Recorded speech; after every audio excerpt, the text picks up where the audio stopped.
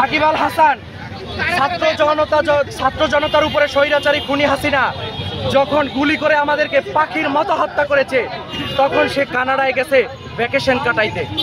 এই হারামজাদা একটা জুয়ার দালাল, এজন্য তাকে আমরা সন্দেহ বলতে চাই।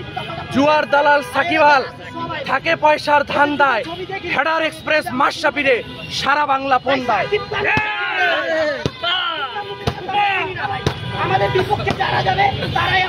একই সাথে এই যে অরুণা বিশ্বাস, এই হারামজাদি এখন লীগের টাকায় লীগের দালালি করে এই হারামজাদি এখন দেশের বাইরে অবস্থান করছে।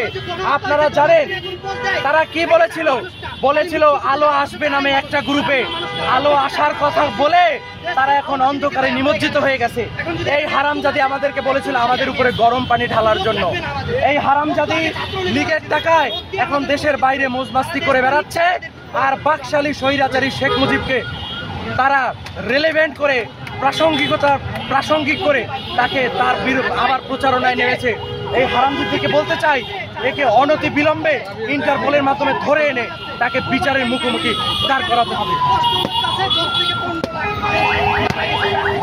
এই যে নেরিবাদী সাজু খাদেম, দেখেন কপালে টিপ পড়েছে, এই নেরিবাদী সাজু খাদেম, হ্যাঁ এই সাজু খাদেম এখনো সে শুটিং করে বেড়ায়। সে হচ্ছে জনগণের সাথে নাটক করতে করতে এখন সে জুলাই বিপ্লবীদের সাথেও নাটক করছে। তাকে আমরা যেভাবে পাই রাস্তায় পেলে তাকে রাস্তায় আমরা জুতাপেটা করব। সে বাংলাদেশ থেকে আমরা তাকে আজকে অবাঞ্ছিত ঘোষণা করলাম। এই হারামজাদারা দীর্ঘদিন স্বৈরাচারী খুনি হাসিনার দোসর হিসেবে, খুনি হাসিনার সহযোগী হিসেবে তারা কাজ করে গেছে। এদেরকে আমরা জুতাপেটা করে আজকে তাদেরকে ছবিটা নিয়ে জুতাপেটা করছি, এবং তাদেরকে আমরা সরাসরি যেখানে দেখবো সেখানে প্রতিহত করবো।